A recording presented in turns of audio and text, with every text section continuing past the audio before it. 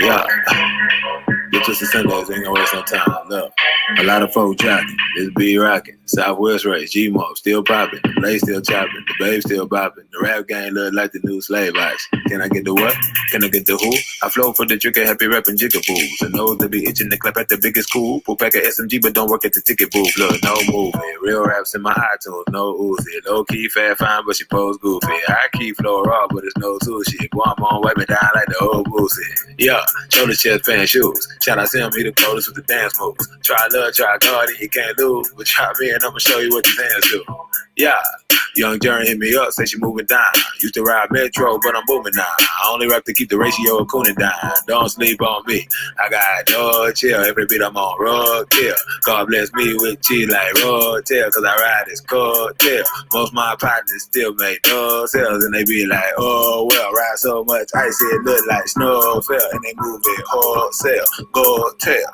It on the mountain. This week where to the people pronouncing my last name making like it's a fountain. Consonants when they making the announcements. I'm tired of stop it. I do God's work. I'm feeling dropping. I keep my beard glistening like a prophet. And hell if I ain't the plug, then I'm socket. I swear, the whole hood got my back like a chiropractor. Cause every bar I get it popping like a firecracker. I'm trying to go from Genesis to the final chapter. So whenever the trumpet blow, I survive the raps. Yeah. You catch me hang gliding on clouds. Screaming out, no diggity, no doubt. Elohim next to me looking Hennessy Brown. We both jigging. So I'm married to the game, I elope different. Used to dream about the slab with the foes tipping. Beckle twister and do a die, heavy pole pimping. Every bar guapa, you can see the flow dripping. Yeah. Don't touch my drip, let it marinate. I swear I'm good in every hood like a pair of J's. It's the reason every check I'm on a defecate. Prayer line 5:30 just to meditate. Me and Fat got it popping on our way today. I swear I rap for every Pablo and Hoover trying to maneuver around a barricade at the pearly gate. Had a sin, every rest need a rest haven. Keep it moving, never worry about the steps taken. I give middle fingers to Satan, wrestling with God, demanding every ounce of favor. He used to bless Jacob. I'm gone. Yeah. Well, we gotta have a little bit of that spiritual injection for this early morning ride, if you can understand. Welcome to the show. I'm up early in the morning just to let y'all know I rise before the wise. I get it cracking before the morning star. You know what it is, and you know who we are. Well, name of this show is Unwoke.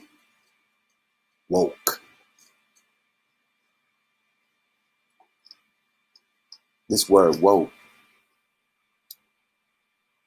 it came around in the conscious community years ago.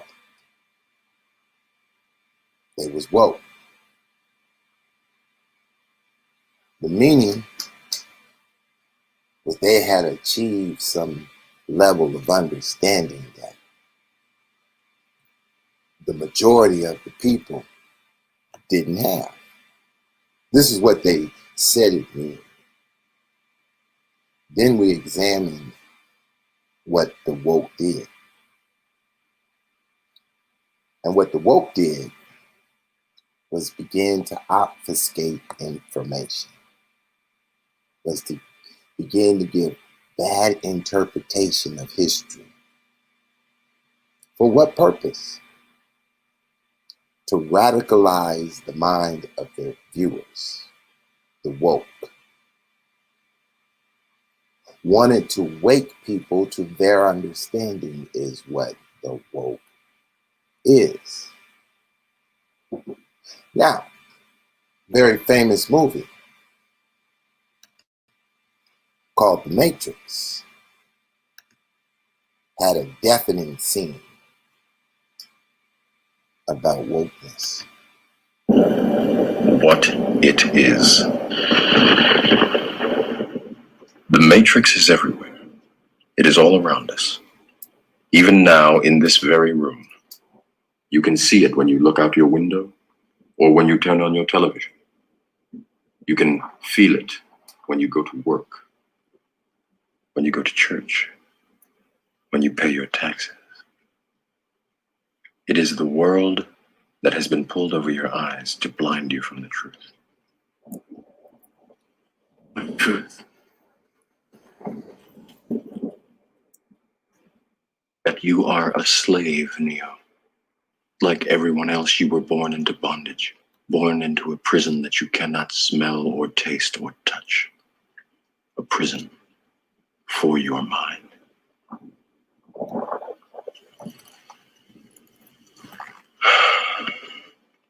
Unfortunately, no one can be told what the Matrix is.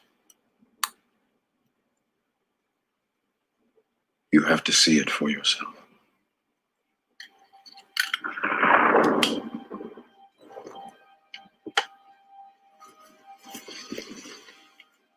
This is your last chance. After this, there is no turning back. You take the blue pill, the story ends. You wake up in your bed and believe whatever you want to believe. You take the red pill, you stay in Wonderland, and I show you how deep the rabbit hole goes.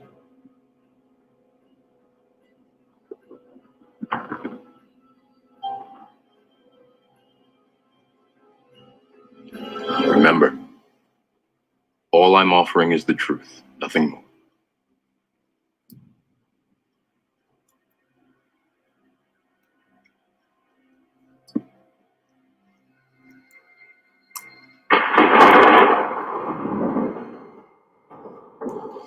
Follow me.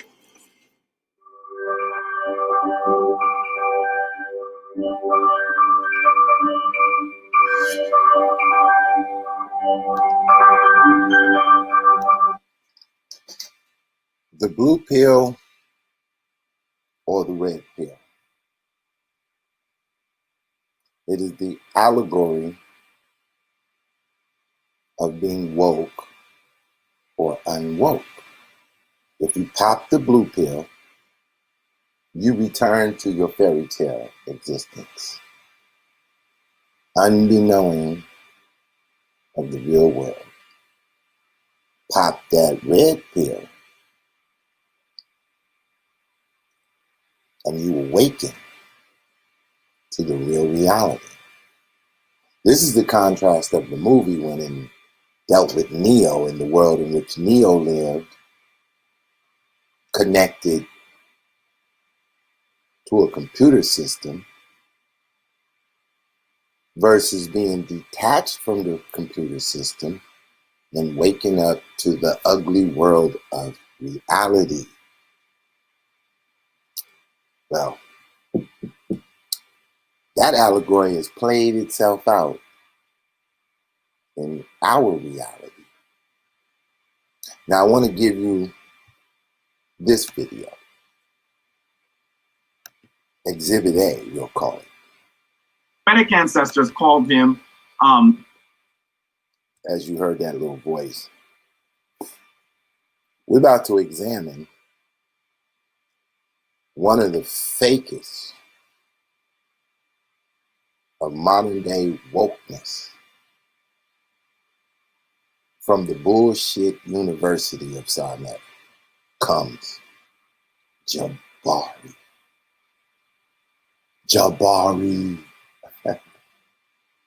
Now, I barely can stand listening to him. He's such a homosexual. It's all over him. Everybody act like it's not there. So he has a video called Christianity, Religion Stolen from Africa.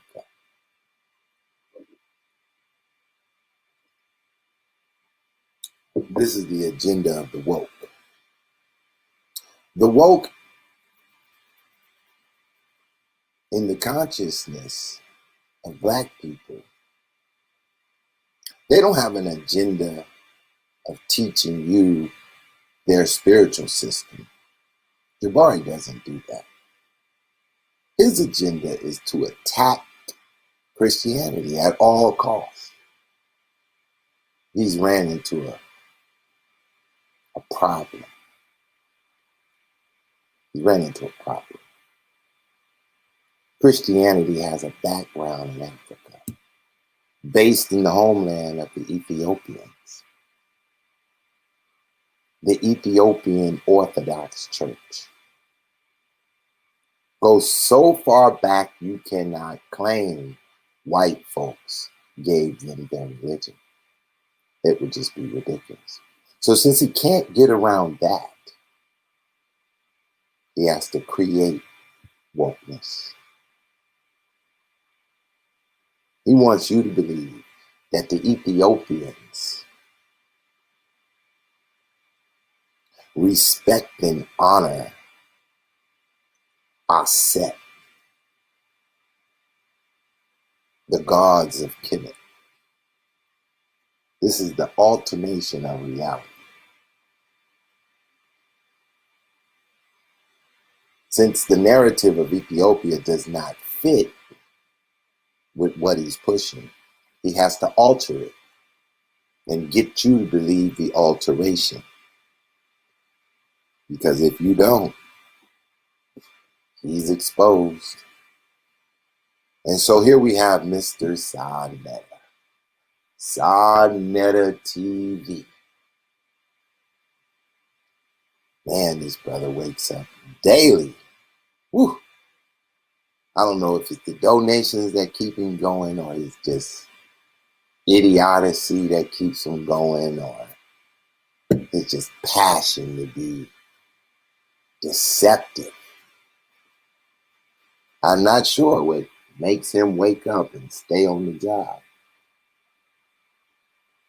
But he's on the job, nonetheless. Let's listen to Jabari as he alternates our reality.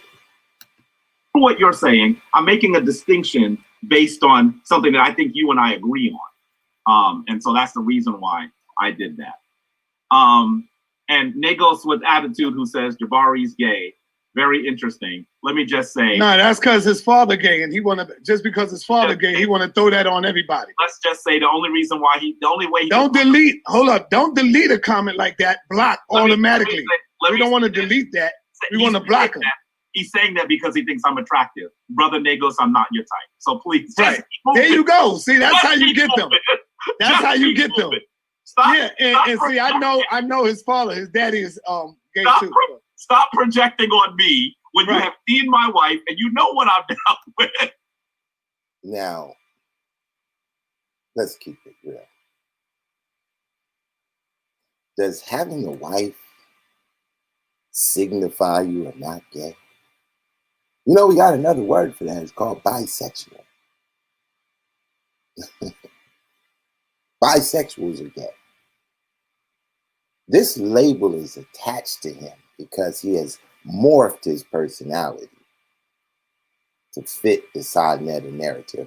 See, Jabari is unaware that those of us who even pay attention to Sadnetta been doing so long before Jabari ever knew Sadnetta existed. You know, I was paying attention. Sadnetta was walking down the street one day and he seen Professor Smalls in the distance coming out of a Kemetic church. And as he approached, Jabari was there. And Jabari wasn't aware at this moment of Sadnetta. He was slightly familiar with the name, but he didn't understand the brand. And Sadnetta identified Jabari associated to his Kemetic church. And so he approached him with the camera, and, you know, Jabari had on a suit that day, a real Catholic type wardrobe. He had his hands behind his back. He talked very proper, very, very feminine. And that was the real Jabari. That was his morphization for publication. And that was the last time we seen that because it was immediate. It was immediate. It's kind of like watching Don Lemon on CNN. He doesn't have to tell us he's gay. He told us he was gay. He didn't have to tell us. we see that the feminization of the male. We understand that it is a practice that is accepted in the comedic reconstruction of Harlem, New York ideology. He can't get around this. There's never going to be a day that he come forward and somebody who is unaware of who he is isn't scratching their head trying to figure out, is this guy gay? It's not like they see you in the act. It's not the fact that you're with a woman. It's you. It's you and this persona, this sexual demon that lives in your body. This homosexual demon. It lives in you, Jabari. We see it. And whenever people laugh and obfuscate and, do anything to try to move your attention, we know it's in there. We know it's in there. One day you're going to offend somebody and they're going to come forward and they're going to let us know, yeah, I'm Jabari's lover. We won't be surprised at all. Only thing that's going to make me surprised is that it was Sarnetta. I'm like, damn, Sarnetta, I knew he was gay, but I didn't know he was fucking you. We're going to find out. Time will tell. Right, exactly. It's ridiculous. You know what I mean? Why would we even do that? Because he see you as attractive. That's a good point. You know I like that. I mean? I'm just not your type, brother. So if you fishing in the wrong pond. Okay. Right. All right. Because my track record is well known. So. And so moderators, when you see comments like that, we don't want to just block them we don't want to just delete the comment. We want to block them because we don't need them type of people on my channel. And here's the deal. Because they're not here for that. They're not here for the knowledge. Yeah. If you disagree with me, that's fine. And here's the deal. I like when people disagree with me. I just want you to have a reasoned analysis of why you disagree. Because then we can have a dialogue and maybe I might agree with you. And you know what's crazy, Jabari, is that it's like some of the people don't know what it is to be gay anymore. Like they never seen you with a man. They never seen you loving a man. Now, Sarnetta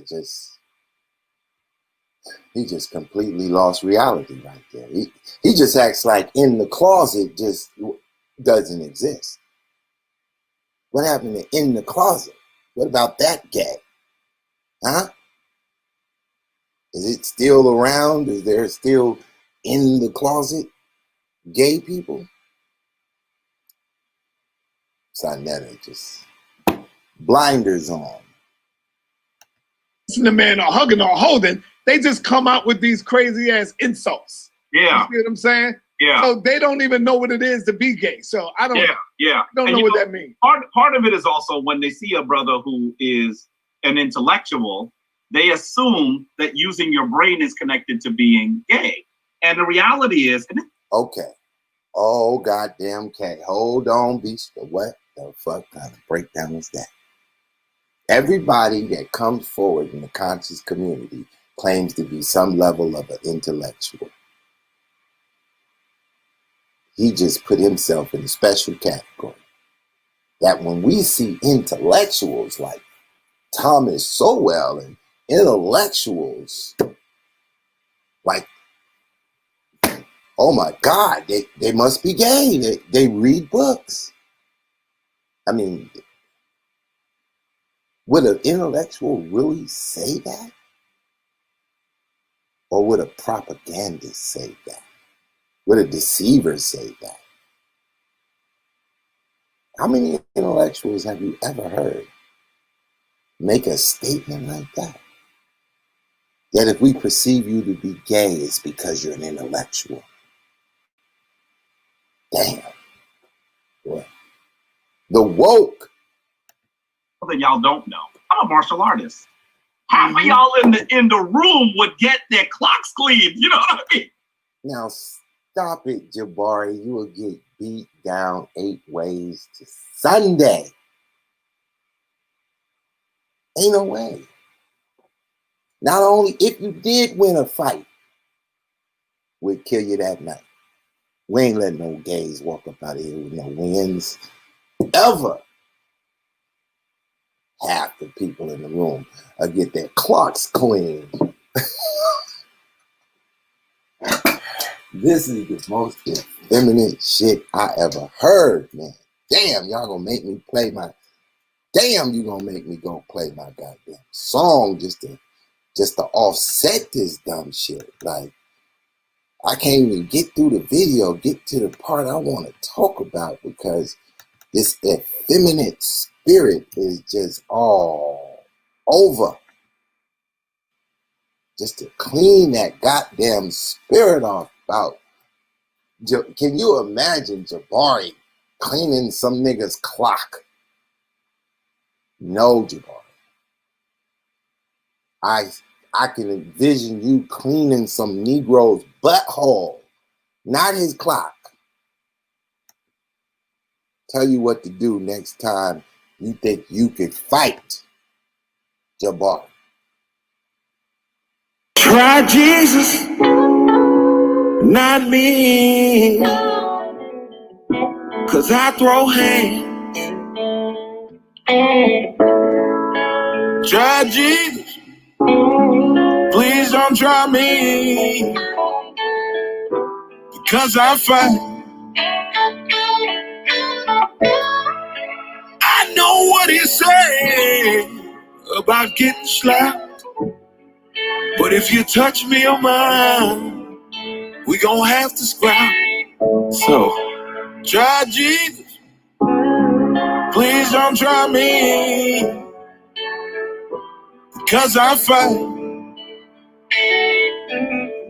I have no problem laying these hands. Try Jesus, don't try me. 'Cause I throw hands. Try Jesus, please don't try me. Because I fight. Oh, he said, turn the other cheek. Oh, but this one part of the Bible that just don't sit right with me. So try Jesus, please don't try me. 'Cause I fight. I have no problem laying these hands.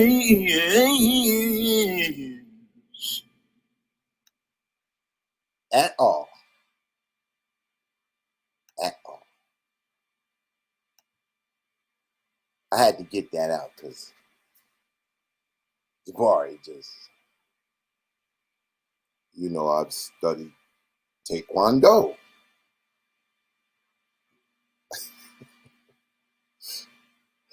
You have no idea what I'm capable of. Used to tell that to young people when I used to do some gang violence workshops. They would talk about how hard they were, and I'm a dude with glasses. And I said, well, how many fights have you had? They'd be like, about 10 to 15. Sonetta, I have had over 200 fights. I really do know how to fight. You know what I'm saying? Please don't let the glasses fool you. Please don't. I just recognize you get to a point where you have to recognize that there's something else for your people. That's where you get to the point for. And so that's why I don't do that anymore. That's why I am a priest now. But don't think that simply because I am being intellectual that I can't go that road if I needed to. So that's something that people need to understand. So the Taekwondo gangster beating priest of Kenneth, based in Harlem, New York. This is wokeness. The priest is going to kick the gangbangers' ass. What kind of gang intervention was Jabari doing? Huh? Can you imagine that? Jabari beating up on a gangbanger. I don't think Jabari got the spirit of a fighter. Jabari, I challenge your punk ass to a fight. Since you can go that way. Suck ass nigga. Now, one of the other reasons why we're having this conversation, Sunday, is because you know that I had a debate with our brother, Dr. Vince Bantu. And I'm going to say it was a fun debate. I had a lot of, it was very interesting debate. And honestly, so many people, there are dozens of comments about that debate. And 99% of them come from people who are either in the Hebrew or Christian tradition. 99% of all the comments come from those traditions. I have not spoken about the debate on your channel, Sonetta. We had all kinds of disagreements. We had all kinds of feelings. All that stuff is over. But, and we've reconciled. All of us have reconciled. All of us have reconciled. But I still have not talked about the debate on your channel. So some of this will be part of that discussion. I think that what I want to really be able to do is be able to show you some of the concepts, show you why this dialogue is important, and then hopefully we'll have some interesting over it. I'm hoping that what you're going to do is we'll also open the phones for a bit as well, because I think that having a dialogue is productive.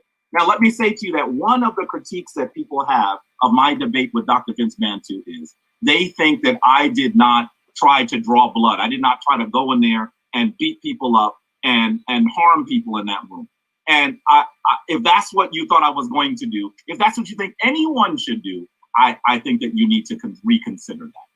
I had a debate in a large church in Philadelphia and the house was packed with Christians. And all of those Christians look like me. Why would I go in there trying to hurt people? That was not my goal. I wanted for us to have a dialogue. And I think we had an excellent dialogue. I think that there are a lot of people that were in that room that I am still in contact with that are beginning to see things more from my perspective than they would have actually believed. That doesn't happen if you go into someone's home and insult them. Why would I insult them? My family is Christian. I was raised Christian. And those people that are still in that church that I was raised in, many of them are some of the most beautiful people that I've ever met. Wonderful people who have cared about their community, who have raised their kids and still care about me.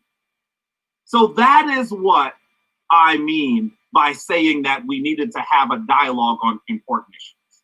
So I'm going to show you some of the debate I had with Dr. Vince Bantu, and we'll work from there. You're muted, bro.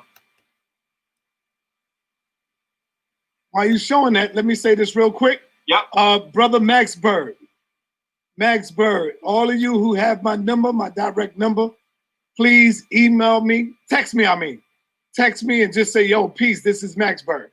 Because I lost all my contacts, all of them.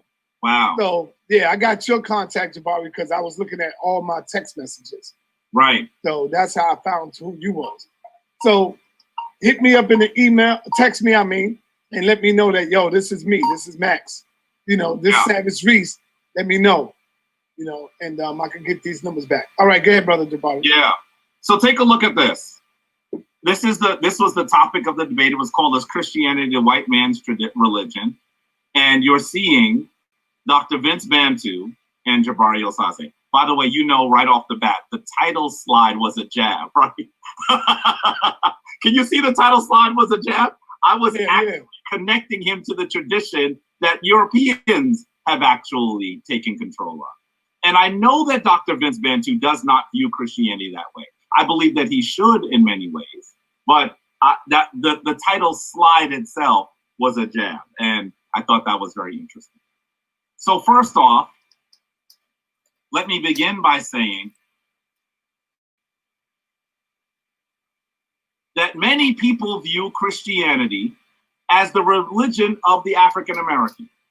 I can't tell you how many times I see Black folks in public, Black folks at the supermarket, Black folks at the barbershop, Black folks at any place where we congregate, the fish store, anywhere.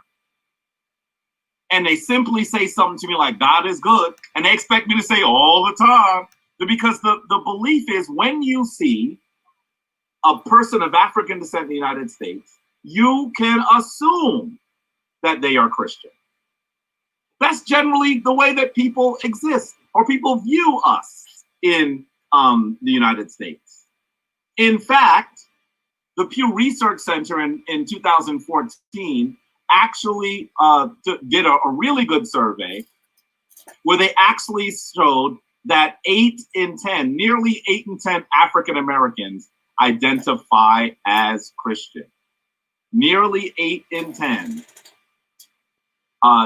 identify as Christian. By the way, I do not believe that they just looked at people who believe that they are part of some sort of spiritual tradition. They just looked at groups of people and asked them about their spiritual tradition, which means when you say 8 in 10, that's a really large number, larger than the Tomhu, or people that we sometimes euphemistically call white, larger than Latinos or Hispanics, who are 77%, and white folks are the Tomhu are 70%.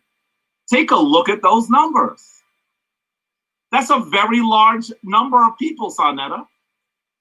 In our community, it's not crazy for you to see someone who is African American and to assume that they are Christian, because the 80% of us are. 80% of us are, and I think that that's very, very interesting.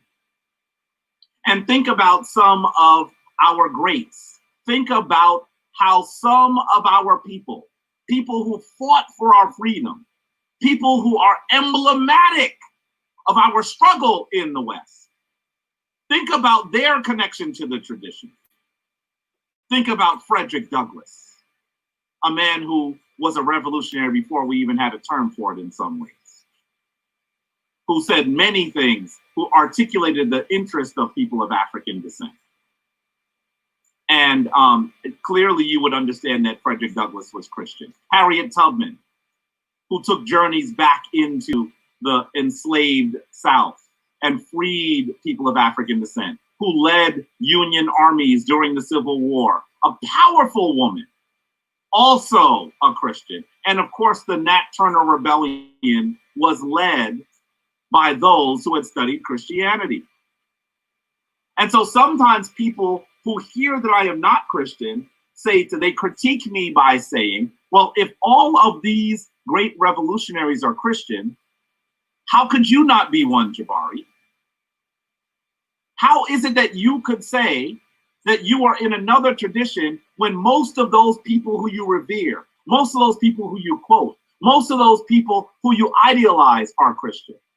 And to that, I will say, I will leave them with this African quote. After you use a boat to cross a river, you don't hoist it upon your back to climb a hill. After you use a boat to cross a river, you don't hoist it on your back to climb a hill. Folks, I want us to think of it this way.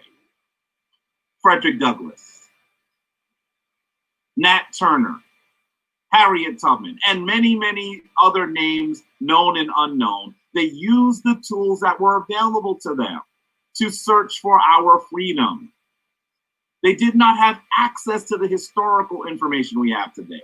They did not have access to their relatives on the African continent. They didn't have access to the things that we know today. In fact, it was their struggle that in many ways allows us to have access to that. But we have to say, my argument will be that it is past time for us to discard this tradition. That's a controversial statement, Sonetta. That's the kind of statement that gets me in trouble, Sonetta. That's the kind of statement where people get upset when I say stuff like that, Sonetta. But I'm going to say to you that we have used the tradition for what it was worth during our enslavement. when we only had the tools that were given to us. We had to subvert them for our own freedom. It is time for us to search for the source. It's time for us to return to those traditions that the European enslaver attempted to take from us. And so this is of critical importance. And I think that we have to acknowledge that Christianity itself, the tradition that was forced upon us, was that which was given to us by our enslaver. It was a tradition that was given to us by our enslaver. There is a reason why you see such a similarity between Christianity and its iconography and its myth and its characters. There's a reason why you see that, and also notice that you are seeing so many similarities between the Christian tradition and ancient African traditions. It's because those traditions were taken. Those traditions were, and I'm going to use this term advisedly, stolen. They were stolen.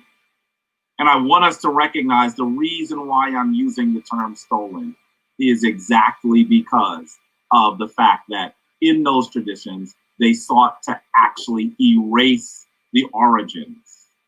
And when you seek to erase the origins of a tradition, how can you say that you are doing a tradition that you have borrowed heavily from? How can you say you are doing anything other than stealing? How can you say that? And that is what we will actually see when we look at what Christianity has meant for the African American and for the Africans around the world.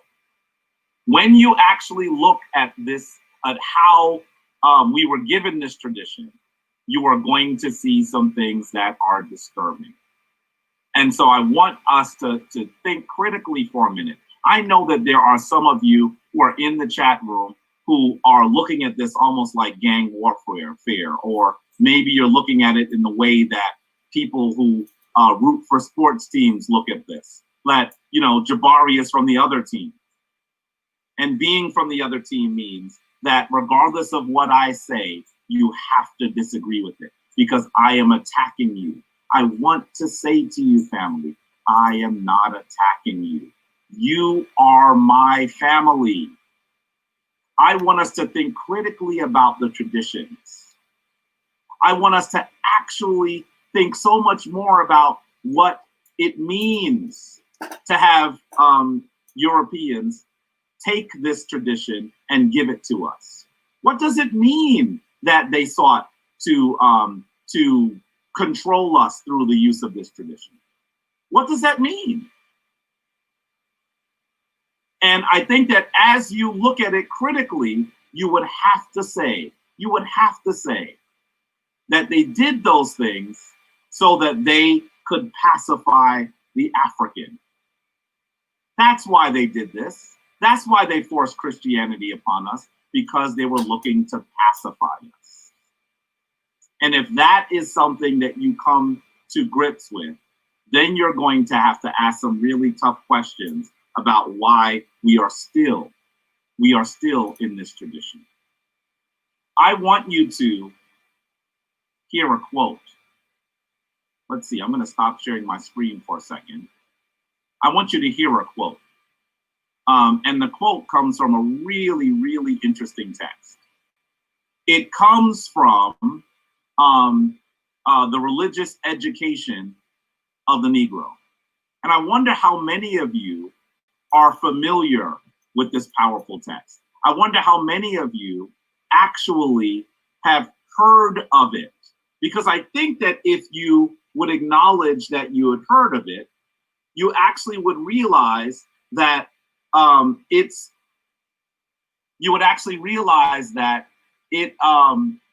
really allows us to think about what Christianity was given to us for. What was the purpose of giving Christianity to the African? Why did our enslavers fight for us to receive this tradition that they thought was so important. Why did they do that? Why would they give it to people that they think they are trying to subdue? What was the purpose of it? Now, I know that this is a really difficult question. I know that it is one that is uncomfortable for many, but I want us to actually think about why it was given to us. And I am going to read to you a passage from a really powerful book written by a European enslaver as he explains why Europeans should actually engage in giving the Africans this spiritual tradition. Let me share my screen once more so that you're able to see. Give me 1 second here. So,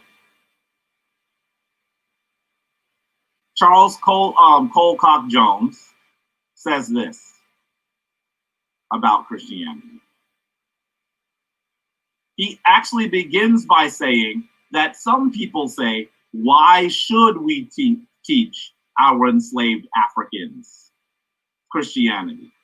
And this is his rationale on page 52 of his book, The Religious Instruction of the Negroes in the United States. He says, it is a matter of astonishment there should be any objection at all. He means objection to teaching enslaved Africans Christianity. He continues, for the duty of giving religious instruction to our Negroes and the benefits flowing from it should be obvious to all. The benefits we conceive to be incalculably great, and one of them is there will be greater subordination amongst the Negroes. That's on page 52. Okay. So I let him talk for a minute so he could land and establish his point. And he decided. So he is telling you hold on. That the African should. He decided he'd take an excerpt from a book by Colcock Jones. Now, if you had been following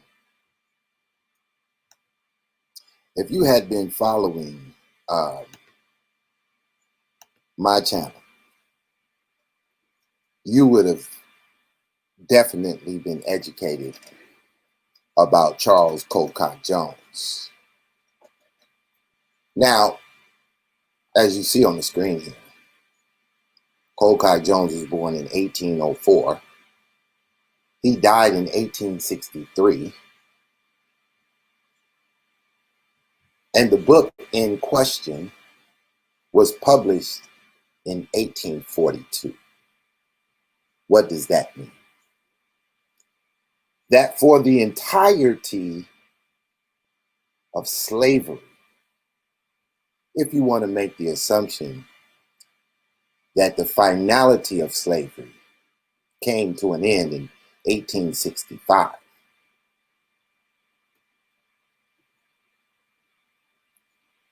we can make the assumption that Christianity was not a religion promoted by the enslavers of instituting to the slave.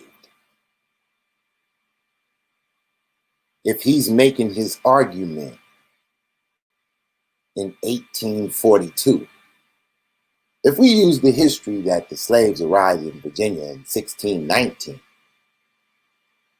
this is 200 years of enslavement. And no white man is arguing instituting Christianity to subdue the Africans. Matter of fact, we can make the assumption, based on the fact that Colcock Jones in 1842 is still fighting for the cause to make it so, under great retribution to do so. Now, here's what the woke do. They cherry pick their favorite cherry. And they only give you that.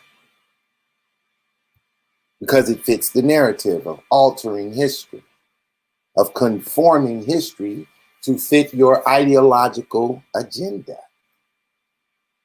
But here's a summary of that book in greater detail. I advise you find the book and read the book. It is quite different reading the book than being taught by the woke. But let's go over the summary. Charles Colcock Jones, A Religious Instruction of the Negroes in the United States, is an extended exhortation arguing white ministers and slave owners to attend to the spiritual needs of slaves and free blacks. The argument of the book is based on the lack of spiritual need that blacks and free blacks and enslaved blacks need. The book is broken into 4 parts. The first part is a historical sketch of slavery in the colonies and the United States, with a focus on missionary and religious efforts directed towards the African slave. This account goes from 1620 to 1842, going year by year after 1792. Jones closed the first part with a summary of each denomination and each state. The second part treats the moral and the religious condition of slaves and free blacks, blaming their circumstance for their lack of virtue. Jones especially calls attention to their poverty and lack of education. In specific, he is making the claim that slavery has caused poverty and the lack of education among the slave. And he specifically calls attention to that point. He describes their ignorance of Christianity, their unknowing of Christianity. You can't claim that the slave population was being forced into slavery from 1620 to 1842 because of their knowledge of Christianity. The book declares they were unknowing of Christianity. They are living through slavery without the knowledge of Christianity by majority. They have no idea what Christianity is. And because of their unknowing of Christianity, they were complacent at being a slave.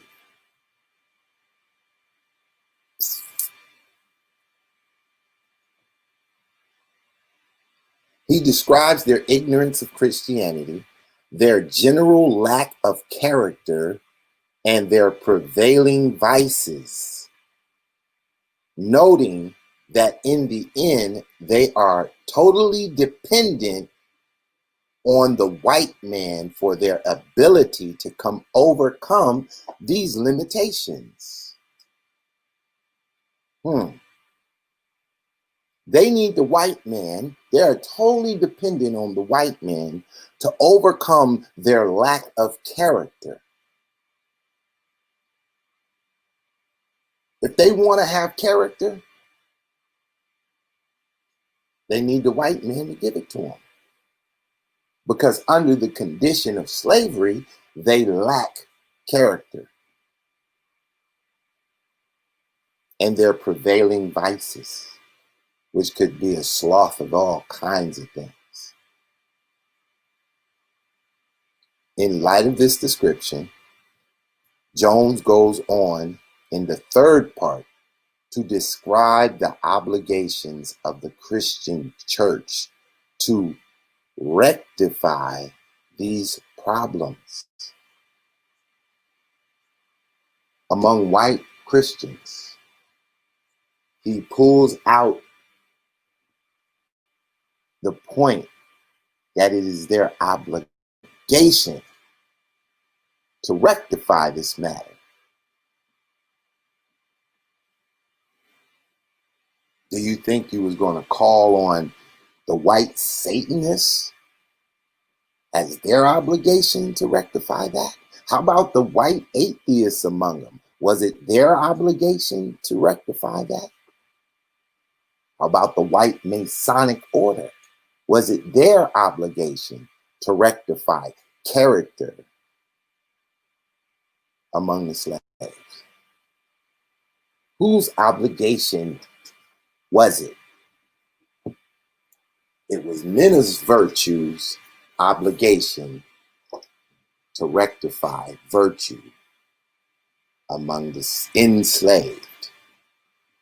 He asserts that the religious education of the African part of the population is a duty no Christian can ignore, then goes on to refute the whole catalog of excuses and objections to that assertion.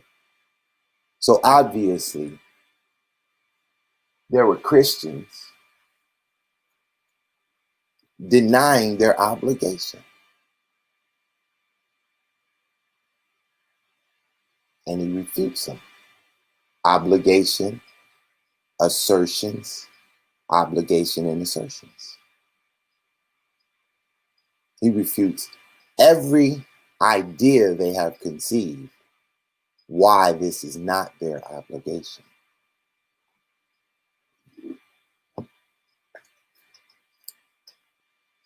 In addition, he lists several benefits of religious instructions.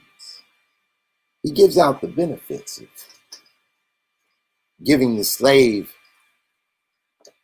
religious virtue, what the benefits could be. This is where you really have to dig into the book to understand the adversion and deception that the Sinetta and Jabari demonology makes light of this book. The final part of the book's purposes, some strategies for implementing programs of religious instructions for slaves, making recommendations for Sabbath service, as well as weekday plantation meetings. Jones says that the Christian gospel must be presented in a way that is intelligible to uneducated slaves and must be inculcated early in childhood when possible. The guiding principle he describes for dealing with the conditions of the slave is to be only concerned with the spiritual, not the secular, political, or the civil. Jones concludes with pointed exhortation to masters, ministers, and the church at large, calling them all to devote more attention to the religious instruction of the African part of the American population. Now, I know this hurts. I know that part hurts, especially for you non-biblical people,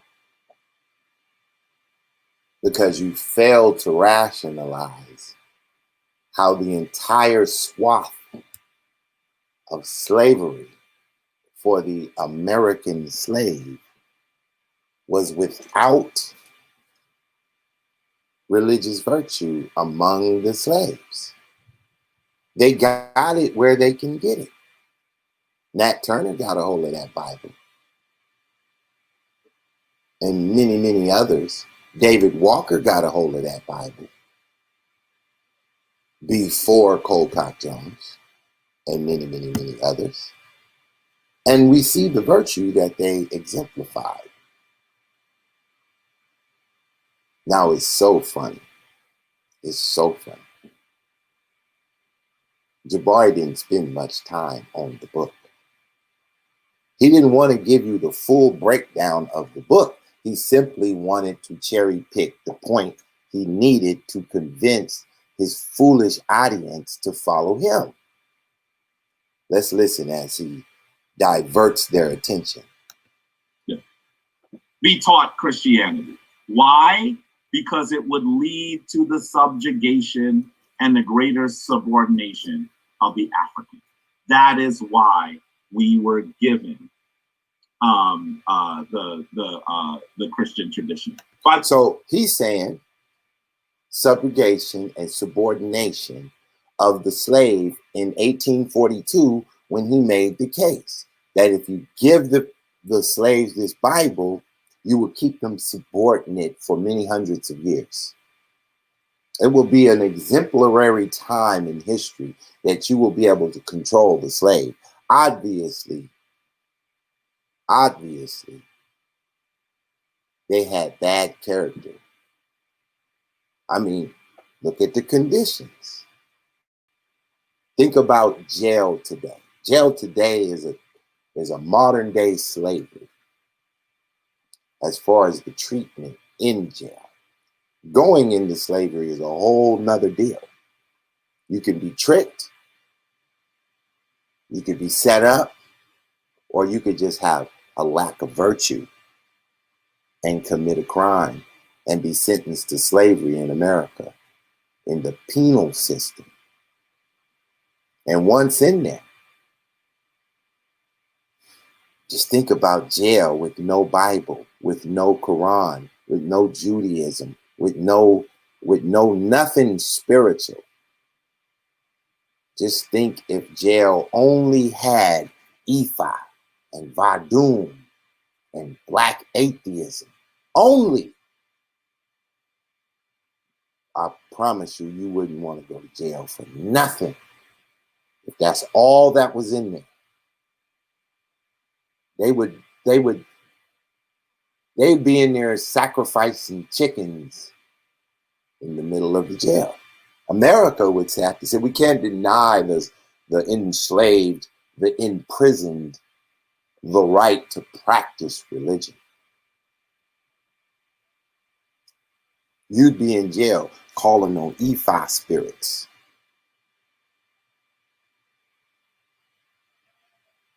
You would come out more wicked than when you went in. Niggas coming out worse off than when they went in. Over the years, I've done a lot of growing up, get drunk, throwing up, cuffed up. Then I said I had enough. There must be another route, way out. The money and fame. I changed my name and played a different game. Tired of being trapped in these vicious cycles. If one more comedic nigga approach me, I just might go psycho.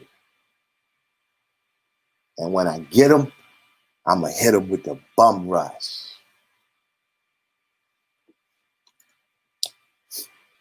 Yeah, Tupac Shakur. Could you imagine? No Christianity, no Islam, no Judaism,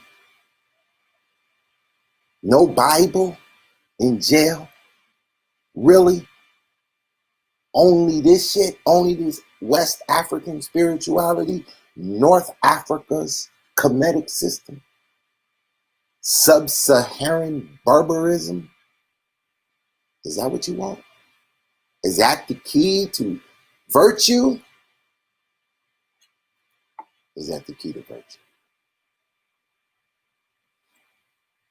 This is the Unwoke. This is what they teach. They have a large audience. This is what they do. I see someone asking about the Ethiopian tradition. Please, when we open the phones, I'd like to talk about the Ethiopian tradition and how we should put it in context. Now, I'm doing a presentation, so I might not actually see all of your comments in the chat room. Please make sure that you are noting them and preparing them for when we open the phones, because I think that we should actually talk about Ethiopia a little bit. I'm going to do some of this in this presentation, but I'm really hoping that we get to have a conversation about it, because I know I was told when I was a young man that Ethiopia, there were several things I was told that I no longer view exactly the same as I understood them as a younger man.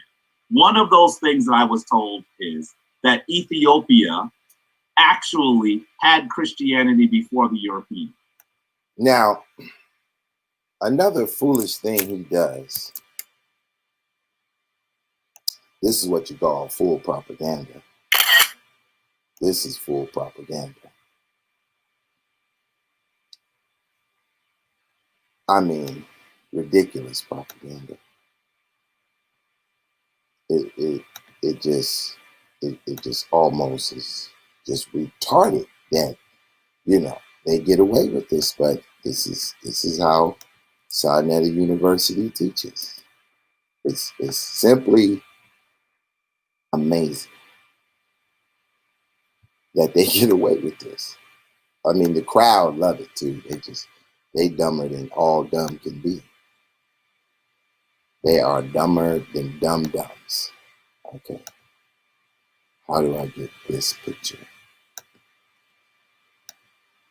Let me see. Find it.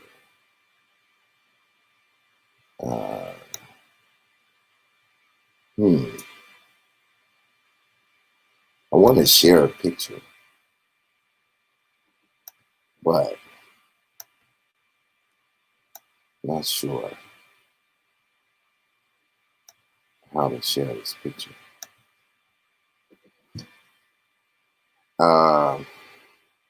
Let's see. Let's try this one. Yeah, let's just share the entire screen.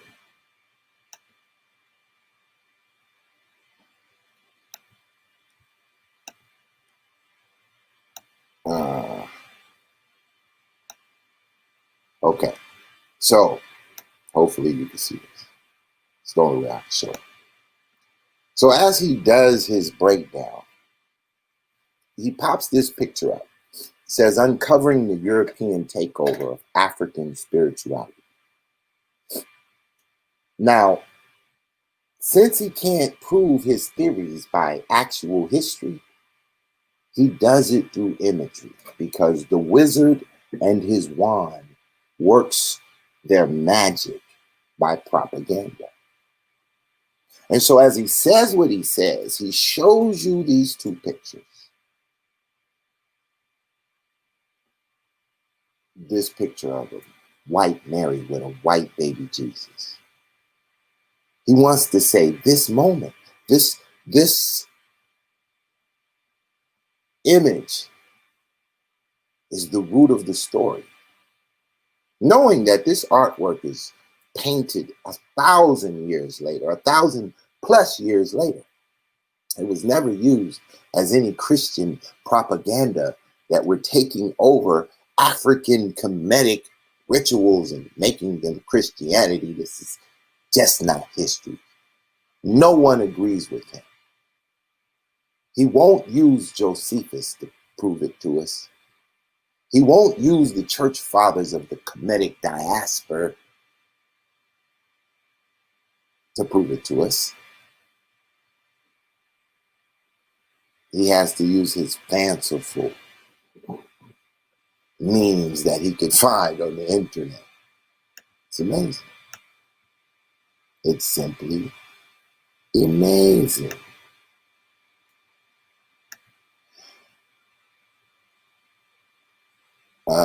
Let's see. So, in point,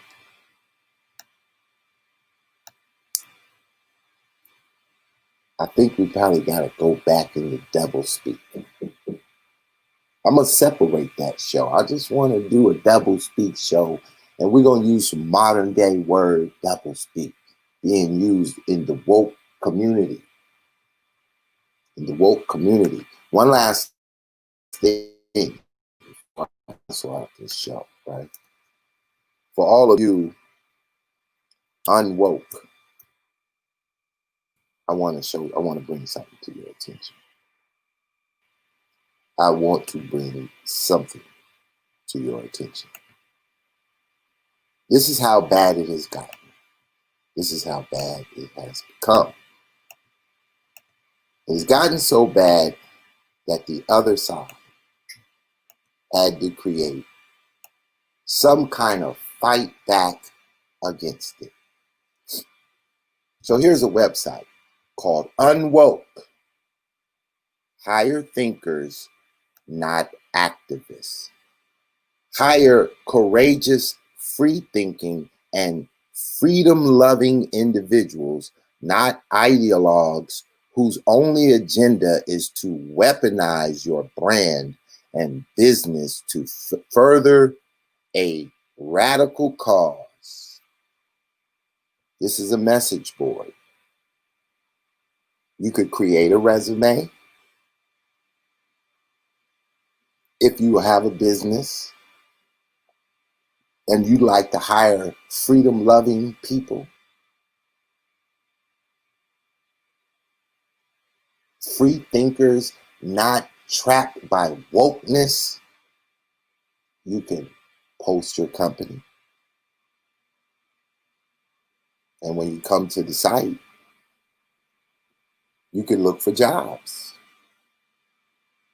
You got to sign in, create an account, and access all of the opportunities.